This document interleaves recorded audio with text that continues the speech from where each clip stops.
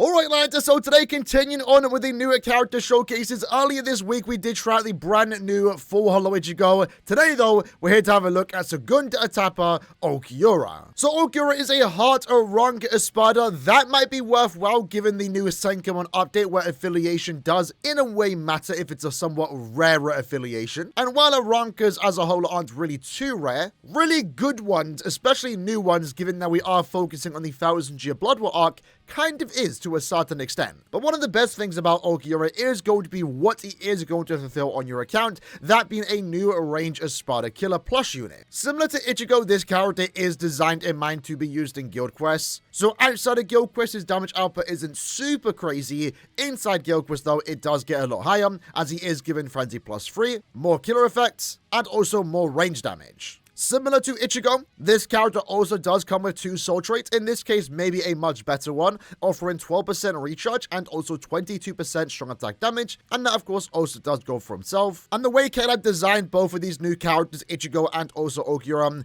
is that they both have a specialty about them. In the case for Ichigo, he was given an EX skill. While this ULQUIORRA wasn't given an EX skill, to make him still feel special, he has a very powerful strong attack too.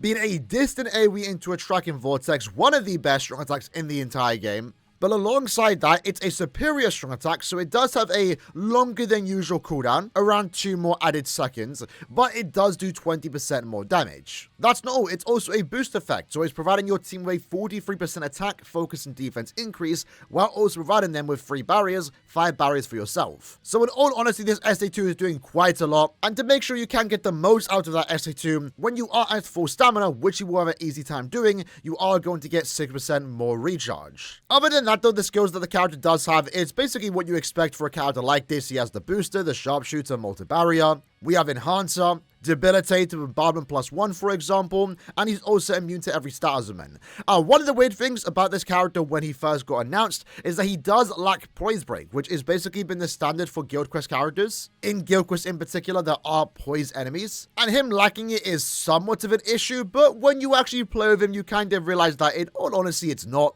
The only time you're going to notice the lack of poise break is when you are on the extra waves, which he is doing plenty of damage to begin with. And I think the concept behind giving him barriers is the whole purpose of why he doesn't have poise break. That way, you know, even though you aren't stopping the enemies, you're still protected from the barriers. In total though, we do have over 6,000 sports pressure for this particular build. We're going with level 10 SP for the majority of the content, besides guild quests. We will change that later in the video. And for the build, we are going to be using a fortification pill, teacup, and also a Sparta chair, while the links are giving us recharge, more strong attack damage at full stamina, and more full stamina damage.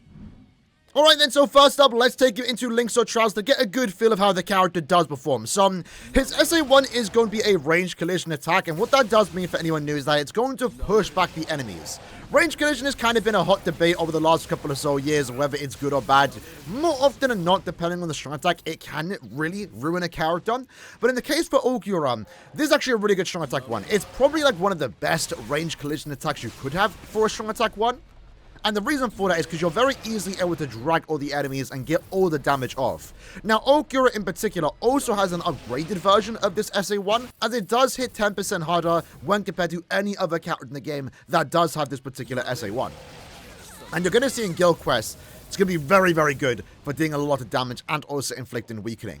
Now, the SA2 we just used does provide us with a barrier. The SA3 is a full screen. So in total, I think he has a very good strong attack kit. He's a ranged character, so it's good that he can attack from afar, deal a lot of damage, and also stay super safe. He's immune to every stat summon, and that SA2 is capable of doing some really good damage. It would have been capable of doing even more damage had it been able to actually inflict a status element. So in this case, when you are using the SA2, you kind of want to inflict a status element first, maybe use the SA1 first and foremost, and then use the SA2. That's probably the best way to get the most damage out of that strong attack 2, and that is what we are going to be doing when we take it into guild quest content. Unfortunately, despite it being available for a past character, whenever you have a team boost SA2 or a heal, you know, an effect on that strong attack, 2 or 3 or even 1, for some reason you just can't inflict any status elements.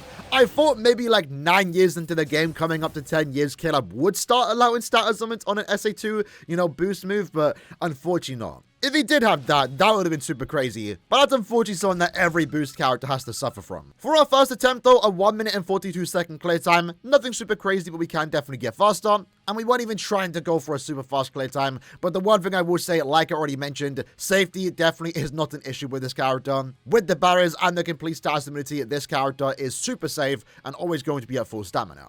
Alright then, so let's try that again. Are we going up against any Iran? Because that kind of does matter because we do want to inflict status immunity. Essentially with the SA2, again, you also just don't want to use it until you get that spiritual pressure boost. Because there's otherwise no way you're going to get the SP boost from that particular strong attack too. But again, I really like the SA1 that this character does have his first strong attack. And even the nat string, normal attack string, is pretty good for what it is, despite it not really being a normal attack damage character. But you can see that the SA2 basically one-shot Bambietta, despite this, I believe, not even having killer against any enemy in this quest. Let's use the SA1, pretty good damage, would have likely one-shot there had we inflicted the weakening. I guess in that case, the enemy just walked right through, but that's what happens against co-op bosses. This SA1 is a bit better when you are up against enemies that can actually get pushed back. Let's use the Summon here. Finish up with the SA1. And then going into the final stage, we get to grab the Summon once more. And again, once more, one thing I really do like about this character, very similar to Ichigo, is that it is based off the Hellverse.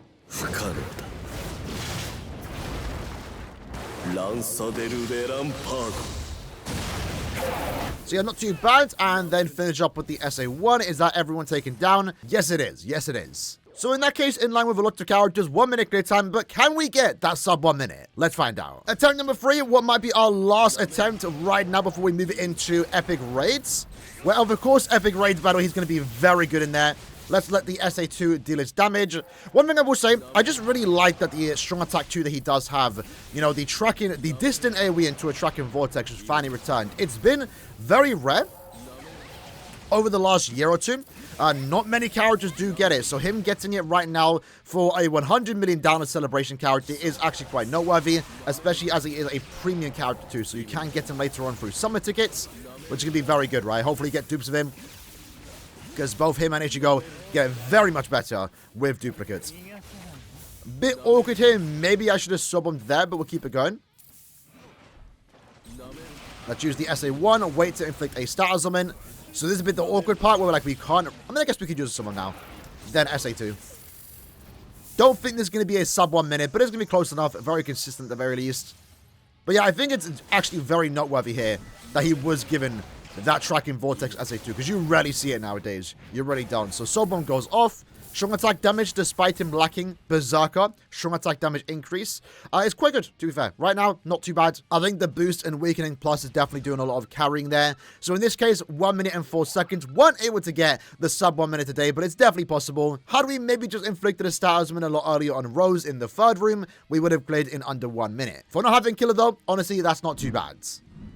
Next up though, let's take him into the ultimate, ultra, Ulquiorra Awakened Epic Raids. Right now, similar to Ichigo, he is a 3 times damage bonus. Unfortunately, not too much time to play with this character in Epic Raids, given that it is going to leave in like 5 or so days time. But if you have yet to finish up Epic Raids, this character might be one of the best characters to use, given the fact that we are up against Ulquiorra. He's an Espada. We do 60% more damage to Espada characters. And with that in mind too, we're also going to have our increased status and chance to apply weakening. In this case though, for our build, it's basically the exact same thing, but now we have 3 familiars giving us 60% strong attack damage and also 60% more damage at full stamina. For his bonus abilities, I've now gone ahead and changed the long stride for weakened defense, so when I do use my soul bomb, we are doing 30% more damage. My question is though, can we actually beat the Ultra Ulquiorra Epic Raid by ourselves? Let's find out. It might... Yeah, damn, look at that SA2 damage. That is crazy. Again, the killer here is definitely helping a lot. It's something that unfortunately someone like Ichigo couldn't really do, mainly due to the fact he did not have a Espada killer, nor did he have his increased Dazzle and chance. So our damage output is going to be very consistent here, especially, look at that, Soul Bomb, 2, ooh! I'm not sure how much HP this enemy does have, it's definitely around 70 million. But this is basically the hardest, you know, Epic Raid content will be in. Look at that, we cleared it under 30 seconds. You know, obviously the 3 times damage output is also helping too for being a bonus, but this is something that the other characters couldn't do as fast. Really does come down to the killer effect. The stars have kind of just aligned, but it does make this character a very good epic grade character for the time being. In this case, clearing it by himself, 78 million damage in just 30 seconds. So jumping into a co-op lobby, at this point in time, considering that epic grade has been out for like 25 days, most of the people that are joining are beginners. Quite literally everyone in this lobby has the beginner's mark. That's fine with me though. I'm fine with carrying because this character can carry right now. So I'm going to instantly start off by using my strong attack 1, hopefully get the spiritual pressure boost, and we'll probably save our sub 1 for the second or also third wave. So we got SP boost, SA3 goes off, look at that. The barriers from the other orcs are helping us out 100%. And you know, even if in the future, if he ever does become a bonus character again, the barriers really do help out for just those elongated, very long epic raid matches, right? Let's use our sub 1 now. Barriers are definitely always helpful for epic raid content, keeping your team protected, keeping your team safe, so you can reliably stay at full stamina. Everyone's using their sub 1 right now. Let's back up and then finish up with the SA1. A tad bit faster in this case since we have teammates with us. A few of them died, but that's perfectly fine because Ulquiorra right now is actually really good for epic grades. We'll do one more run. It seems like for the most part you're getting a consistent sub 20, sub 30 at the very least. 23-second run in this case, not too bad. All right then, so here we go. Final epic raid attempt. Ulquiorra versus Ulquiorra. SP boost goes off into the SA2, already into the second phase. Let's use that SA3. Pretty good damage thus far. We are the letter C. Don't think we're even going to need to keep that in mind because likely we're not going to even see that attack go off. Final phase activated already. Soul Bomb. This isn't my one. Can I use mine, please? Yes, I can. SP boost. Oh, SA3. That was a lot of damage. Do I die? No, I don't. We finish it up with the SA2. So very, if anything, very consistent 23-second run. Definitely sub 30 for most players out there. Whether that's by yourself or with a team, Ulquiorra right now is going epic grades very, very fast.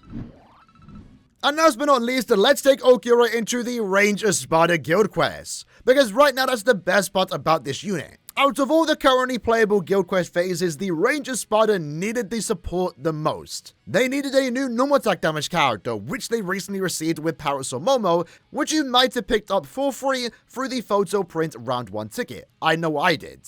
But most importantly, they also did need a new lead. Misaki right now had us covered, but those that use her, you know, don't really like resetting a lot for really good scores with this unit, because she isn't capable of getting the 50 seconds remaining that most other characters nowadays can get. However, she can now officially get around 50 seconds remaining, and she definitely in a way hasn't been replaced for the most part, because you are able to use Misaki as a lead with Ulquiorra as a side. Remember, Ulquiorra can inflict Weakening Plus, which allows Misaki to do more damage, but also he has the SA2 team boost. He has the Tracking Vortex, so he actually supports Misaki if you still want to use that as a lead. So in a way, that's one of the best parts about this Ulquiorra right now, is that he can double down as a really good lead and also a side character. For me personally, I'm going to opt in to use him as a lead, because in all honesty, maybe I'm a tad bit tired of using Misaki. Now with that said, the way we are building this character today is different to the other parts of the video. In this case, we've now given him level 12 focus because that is much better when the character is special level 1 in Guild Quest content. For bonus abilities, we have full stamina damage, and also damage to weakened enemies. For the 3 accessories, we're using a 5-star plus Masanga, a 5-star plus Espada Chair, and also a Speedball. 2 are giving 30% focus, while the Masanga is giving 30% spiritual pressure. For the links, we're using the Nanao and also Mugetsu, giving us the recharge and more damage at full stamina. However, in this case, we've now swapped out Chad for either Swimsuit Neliel or Movie 1 Ichigo. I'm personally using Neliel, given the fact that I do have a max transcended, but the main idea is that you do want to have a 14% recharge soul trait to help out with his lack of recharge. I mean, he has 18% recharge built in, but that SA2 does have quite the long cooldown. So a 14% recharge link thrown in there definitely is going to help. Our second character is going to be Ulquiorra, in this case the Resurrection version. The simple reason why we are bringing him is not because he can deal damage, it's because he has this skill right here where he lets our main Ulquiorra do 30% more damage to enemies that are inflicted with a status element. To go alongside that too, we are using Mugetsu to get the extra 20% strong attack damage on Ulquiorra, and then Momo is going to be our main normal attack damage character. We're using these 3 particular accessories. You can go with the standard Golden Chappie Hollow Bait, but this does maximize that damage output a tad bit more. And then with that, we're going with full stamina and also normal attack damage. Thanks to the fact that Ulquiorra does have a barrier, Momo should be able to stay at full stamina. So that's the general breakdown for the team. And shout out to Icy for this particular attack pattern, which will allow us to potentially get a very high score using a 1 out of 5 Ulquiorra. So first up, we're not going to try and go for a super high score, but I want to demonstrate the potential this character does have. So if we use this SA1, look how much damage that actually does do. It's very likely to inflict the weakening, and at that point, in some cases, even later on, you can almost one-shot an entire boss. So we bring all the enemies down, go forward SA1, it almost takes out Zapdo, and then you can follow up with the SA2. If that one-shot's going into the next wave, you can group everyone together, use the SA1 once more. Since we do have Weakening Plus, that allows Momo to do 50% more damage, and the Weakening Plus does also last quite a while. So in this case, the general idea when you do, build this character well, it's 2 strong attacks per wave, and that allows them to get a very fast clear time. And you don't even, most of the time, notice, again, look at that, SA1 just one-shotting. You don't notice the lack of Poise Break all that much. And in some cases, it can be noticeable, mainly against 3rd anniversary Ulquiorra. A lot of Ulquiorras in the Espada phase, I will be honest, because this character just spams his first strong attack, and he gets out of your range super quick. So you do somewhat notice it on the 5th wave. In the extra stage, you do notice it a bit more. Because again, you can't really keep the enemy in place, but that's where the barriers come in. And the weakening basically allows us to take no damage for the most part, and mainly let Momo deal more damage, right? So having a normal attack damage definitely is key here. And I haven't even used my Soul Bomb. Let's go ahead and use it. So for our very first attempt, casually, by the way, we did get into the final extra wave. We didn't beat it, but we did take damage. We weren't trying to really go for like the fastest clear time. I just want to mostly highlight that SA2 and also SA1, because he got a lot of slack for that SA1 when he, first got revealed, but in all honesty, it might be one of his biggest strengths. So let's actually try that again and see if we can get that desired run. So the general attack pattern here is to SA1, inflict a weakening, and then SA2. If everything goes well, we do one shot with that strong attack too. Especially if the boss has been weakened. Going into Zapdo, we use our SA3 and 1. More often than not, we do 1 shot or 2 shot. For Grimmjow, let's SA1 upwards, and then also Soul Bomb to hopefully take down Grimmjow and the small mobs. Into Aaroniero, we'll use our SA3, and then SA1. And then going into Ulquiorra, SA2, or SA1 into the SA2. As you can see there, we basically one-shot the Ulquiorra and clearing with 42 seconds remaining. That's not our desired run. Again, a team like this definitely can get inwards to the 50 seconds remaining, which is good for a character like this. That's what you want to see. Now, let me make sure I stay far away. As a ranged character, we can't afford to do that. And we just want to keep using the SA1. Going into Momo too, right? The heals that Momo does have is also really good for her survivability. So you have like just really good survivability in general if you are using Momo and also Ulquiorra. Is this the final boss? It might just be, to be fair. Right now we do have attribute advantage, so the extra stages are easier, but I feel like you'll be fine going forward even when the enemy's attributes do change. The only time it'll be really awkward, I think, actually it wouldn't be, because he never has attribute disadvantage, so he's perfectly fine regardless of the attribute order. In this case though, first attempt actually trying to clear officially, 40 seconds remaining isn't even too bad. In all honesty though, right now at 1 out of 5, the most awkward part is just trying to get all the enemies lined up perfectly. So we did a good wave 1 there, SA2, or SA3 into the 1, there we go. Grimmjow's the most awkward one, because we got to bring him down like that, then Soul Bomb. And we kind of did it right there. Few leftover mobs slowing us down a tad bit, but for the most part, it's fine. Into Aaroniero, SA3, into the 1. Didn't quite 2-shot there, but it's fine. And then we have to repeat wave 3 into Ulquiorra, SA1 into the 2. We took the hit. Unfortunately, getting a 41-second clear time. Could have been 44 seconds there had I used my strong attack a tad bit faster. So personally, right now, and to be fair, it did take quite some time to actually get this desired run. We have a 48-second clear time, which honestly isn't even too bad.